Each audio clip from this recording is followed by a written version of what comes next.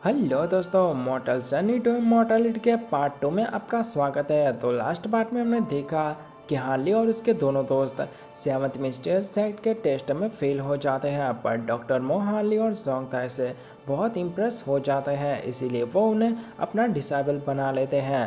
अब आगे तो इस एपिसोड की स्टार्टिंग में हमें हार्ली की आवाज़ आती है और वो हमें बताता है कि उसे डिवाइन पाम वैली में आए हुए 1 साल हो चुका है और इस 1 साल में डॉक्टर मो ने हमको बहुत कुछ सिखाया है, जैसे कि कल्टीवेशन करना, मेडिकल पिल्स बनाना और बीमारों का ध्यान रखना। और सच बताऊं तो ये मेरी लाइफ का सबसे खूबसूरत साल था और यहाँ पर मुझे लगा ही नहीं कि मैं अपनी फैमिली से दूर रहता हूँ। और जब जब मैं बीमार हो जाता था तो जोंगताई मेरे छोटे भाई की तरह ख्याल रखता था। और इसी के साथ साथ मैंने कल्टीवेशन करके फॉरेस्ट स्प्रिंग के फर्स्ट लेवल को भी अचीव कर लिया है। और मुझे पता है कि मेरी कल्टीवेशन स्पीड बहुत ज़्यादा स्लो है, पर कोई बात नहीं, मैं फिर भी बहुत ज़्यादा खुश हूँ। और ये सब बताने के बाद एक दिन ऐसा आ जाता है जिस दिन डॉक्टर मो की तबीयत खराब हो जाती है, तो ये दोनों उन्हें ठीक करने के लिए पहाड़ों में चले जाते हैं और उन्हें वहाँ पर वो जड़ी बूटी मिल भी जाती है। पर तभी वुल्फ गैंग के कुछ बंदे आकर इन्हें घेर लेते हैं और वो इन्हें पीटने लगते हैं और इनके पास इतनी ताकत भी नहीं होती है कि ये उनका सामना कर सके। पर तभी एक बंदे की आवाज़ आती है और वो कहता है कि इन दोनों को छोड़ दो वरना मैं तुम्हें यहीं पर गाड़ दूंगा।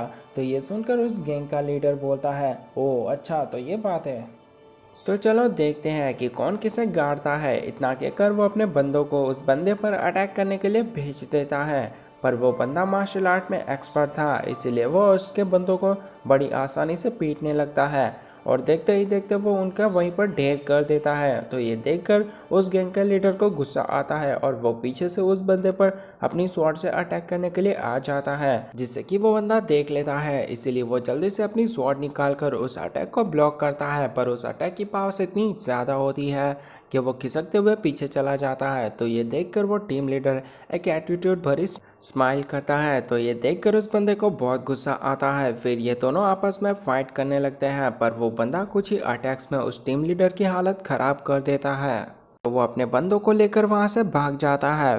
फिर हार्ली और जोंगताई उसके पास आ जाते हैं और उसे बोलते हैं, तुम लीफे कब से मिस्टर सेक्ट में ज्वाइन हुए? तो लीफे बोलता है, जब सेकंड टाइम कंपटीशन स्टार्ट हुआ था तब, और इस बार मैं सेकंड रैंक पर आया था।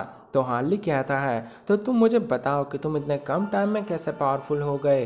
तो लीफे उसकी बात को इग्नोर करते हुए बोलता है, गाइस तुम दोनों अपना ध्यान रखना क्योंकि मुझे दूसरे मिशन पर जाना है। और ये सब बोलते हुए उसे जोर जोर से खांसी आ रही होती है। फिर वो वहाँ से चला जाता है। तो ये देखकर हार्ली को बहुत ज़्यादा अजीब लगता है, पर तभी जोंगताई बोलता है कि चलो हमें देर हो रही है। तो हार्ली को ना चाहते हुए भी उसके साथ जाना पड़ता है और इधर लीफे खांसते खांसते नीचे गिर जाता है। पर तभी हार्ली जोंगताई को बोलता है, तुम घर पर जाओ और मैं लीफे को जाकर देखता हूँ। तो ये सुनकर जोंगताई भी मान जाता है। फिर हार्ली भागकर लीफे की तरफ जाता है, पर तभी हार्ली को लीफे पड़ा हुआ दिखता है। तो वो जल्दी से उसके पास जाकर उसकी गर्दन पर अपनी एक नीडल्स को लगा देता है। फिर उसकी नज़र उसके हाथों पर पड़ती है, तो उसके हाथों में एक बोतल होती है। तो हार्ली जल्दी से उस बोतल को ले लेता है। फिर वो उसे सूंघकर गुस्से में बोलता है, तो तुम एसेंस एक्सट्रैक्ट पिल को लेते हो जिसे लेने के बाद किसी भी पर्सन की स्पीड और स्ट्रेंथ बढ़ जाती है, वो भी तुरंत। पर इसका साइड इफ़ेक्ट ये है कि जैसे इसका असर ख़त्म होता है तो उस बंदे को उस पिल को दोबारा से लेना होता है। अगर वो बंदा ये पिल नहीं लेता तो उसकी एनर्जी ड्रेन होने की वजह से मौत भी हो सकती है। पर तभी लीफे उस बोतल को हार्ली से ले लेता है और उस पिल को खा लेता है। फिर वो हार्ली को बोलता है, तुम ये बात किसी को भी मत बताना, यहाँ तक कि जोंगताई को भी नहीं। और अगर तुमने ऐसा कुछ किया तो मुझे मजबूरन वो करना होगा जो कि मैं नहीं चाहता। इतना बोलकर वो हार्ली की गर्दन पर अपनी स्वॉर्ड रख देता है। तो हार्ली कहता है कि मुझे पता है कि तुमने मजबूरी में यह सब कुछ किया है, इसीलिए तुम चिंता मत करो, मैं तुम्हारे सीक्रेट को सीक्रेट ही रखूँगा। फिर सीन चेंज होता है वुल्फ गैंग के लीडर पर, जो कि उसी बंदे को बोलता है, कितने शर्म की बात है कि वुल्फ गैंग के इतने सारे बंदे सेवन मिस्टर सेट के एक बंदे से हार गए, और मुझे बताओ कि तुम लोग बिना परमिशन के डिवाइन पाम वैली में क्यों गए थे? पर उन बंदों में से किसी की भी हिम्मत नहीं होती कि उसके सामने कुछ बोल पाए। फिर वो गुस्से में बोलता है कि तुम लोग इसे लेकर यहाँ से निकल जाओ वरना मेरा माइंड चेंज होगा तो मैं इन सभी को यहीं पर ख़त्म कर दूंगा। तो ये सुनकर एक बंदे की आवाज़ आती है, तुम चिंता मत करो, हमारे प्लान के बारे में सेवंथ मिस्टर सेट को कभी भी पता नहीं चलेगा। फिर सीन चेंज होता है और हम देखते हैं हार्ली, जोंगताई और डॉक्टर मो को। तो डॉक्टर मो इन दोनों को बोलता है कि आज तुम दोनों को यहाँ पर 4 साल हो चुके हैं और आज मैं तुम्हारी प्रोग्रेस को चेक करूँगा। और पहली बारी जोंगताई की आती है पर जोंगताई उन्हें खुश नहीं कर पाता। फिर हार्ली की बारी आती है तो हार्ली बहुत ज़्यादा डरने लगता है, पर डॉक्टर मो उसे कहता है कि हार्ली तुम्हारी प्रोग्रेस तो बहुत अच्छी है, पर जोंगताई तुम्हारी प्रोग्रेस इतनी अच्छी नहीं है। तो जोंगताई बोलता है मास्टर प्लीज़ मुझे मत निकाला, मैं आपको और हार्ली को छोड़कर कहीं भी नहीं जाने वाला। तो डॉक्टर मो बोलते हैं ठीक है, तो मैं तुम्हें एक और कल्टीवेशन मेथड बताऊंगा, पर वो बहुत ज़्यादा डिफ़िकल्ट है। तो जोंगताई बोलता है कि मास्टर मुझे ये कल्टीवेशन मेथड पसंद ही नहीं था, इसलिए मैंने कभी भी उस पर सीरियसली ध्यान ही नहीं दिया, पर इस बार मैं आपको प्रॉमिस करता हूँ कि मैं अपना पूरा फोकस कल्टीवेशन पर ही लगाऊंगा। फिर कुछ टाइम के बाद हम इन दोनों को देखते हैं जो कि अपनी अपनी कल्टीवेशन में लगे हुए होते हैं। और आपको मैं बता दूं कि जोंगताई हार्ली से फिजिकली स्ट्रांग है और हार्ली मेंटली, और इसी बात का ध्यान रखते हुए डॉक्टर मो ने जोंगताई को ये स्पेशल कल्टीवेशन मेथड दिया है। और ऐसे ही कल्टीवेशन करते हुए उन्हें 3 साल और बीत जाते हैं। और एक दिन डॉक्टर मो इन दोनों को बोलते हैं हार्ली और जोंगताई तुम दोनों बहुत अच्छा कर रहे हो, पर मैं कुछ दिनों के लिए 7 मिस्टीरियस सेक्टर में जा रहा हूँ, इसलिए तुम दोनों अपनी कल्टीवेशन पर अच्छे से फोकस करना।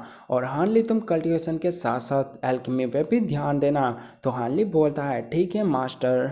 फिर कुछ टाइम के बाद लीफे वहाँ पर आता है तो जोंगताई बोलता है लीफे मैं अपनी आर्मंड एलिफेंट स्किल को चेक करना चाहता हूँ कि वो कितनी ज़्यादा पावरफुल है। तो लीफे भी उनसे फाइट करने के लिए तैयार हो जाता है।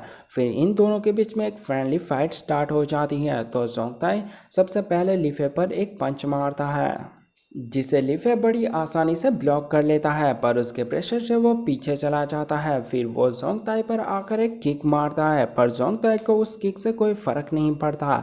फिर वो लीफे के पैर को पकड़कर उठाकर दूर फेंक देता है। तो ये देखकर हार्ली जल्दी से उसे पकड़ लेता है क्योंकि ये दोनों ही छत पर फाइट कर रहे हैं। फिर जोंगताई लीफे पर अटैक करने के लिए आता है, पर तभी लीफे वहां से हट जाता है, जिसकी वजह से जोंगताई नीचे गिरने वाला होता है, पर लीफे तुरंत ही उसे पकड़ लेता है और बोलता है तुम्हें और भी 10 साल हार्ड प्रैक्टिस करनी होगी, तो मैं तुमसे अपनी फुल पावर्स में फाइट कर पाऊंगा। पर मुझे समझ नहीं आ रहा कि डॉक्टर मो तुम दोनों को अलग अलग तरीके से कल्टीवेशन क्यों करवा रहे हैं।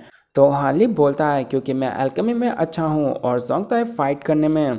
तो लीफे बोलता है हाँ बात तो तुम्हारी सही है, पर अगर तुम्हारे सामने वुल्फ गैंग के बंदे आ गए तो तुम क्या करोगे। तो जोंगताई बोलता है मैं इसे हमेशा प्रोटेक्ट करूँगा। तो लीफे बोलता है और मैं तुम दोनों को। फिर जोंगताई बोलता है हार्ली तुम अपनी लाइफ में क्या करना चाहते हो। तो हार्ली बोलता है मैं तो दुनिया घूमना चाहता हूँ और अपनी सिस्टर को ढूंढना। फिर वो उस धागे को दिखाता है।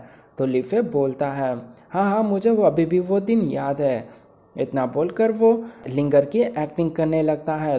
तो हार्ली कहता है कि मेरी सिस्टर मुझसे छोटी है, पर वो हमेशा मेरा बहुत ख्याल रखती है और वो मुझसे बहुत ज़्यादा प्यार करती है। फिर इन तीनों में हंसी मजाक होने लगती है और ऐसा ही करते हुए हमारा एपिसोड भी ख़त्म हो जाता है।